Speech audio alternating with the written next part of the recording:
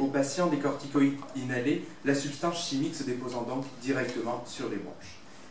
Ces corticoïdes sont prescrits lors de décompensation aiguë, car la BPCO est la conséquence d'une réaction inflammatoire, bronchique, chronique et alvéolaire.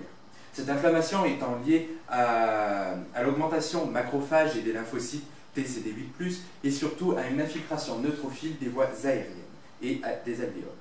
Les corticoïdes ayant un effet bénéfique sur l'activité et l'expression du récepteur bêta-adrénergique et sur l'inflammation bronchique. Les corticoïdes sont des hormones stéroïdiennes naturellement sécrétées par les glandes surrénales.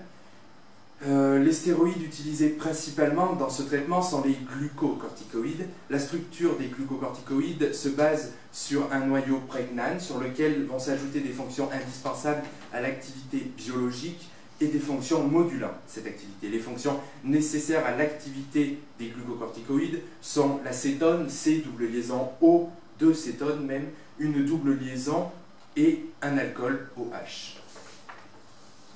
Les glucocorticoïdes se fixent au récepteur des glucocorticoïdes du cytoplasme de la cellule.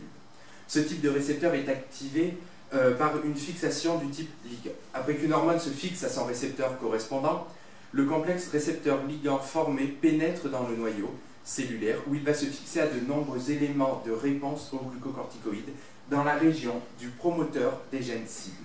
Ainsi, l'ADN transcrit de telle sorte que l'inflammation soit réduite. En effet, des hormones produites seront le cortisol ou hydrocortisol de formule C21H30O5.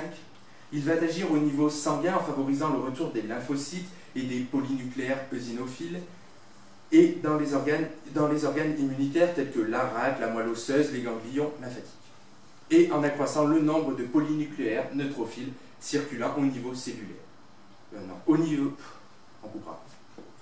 Au niveau cellulaire, il agit au niveau des lymphocytes T et B en favorisant leur apoptose et en diminuant leur sécrétion de cytokines et d'interleukines. Il diminue la production de facteurs chimiques de l'inflammation qui sont la prostaglandine, les leucotriènes sérotonine, l'histamine et les enzymes lysosomiales.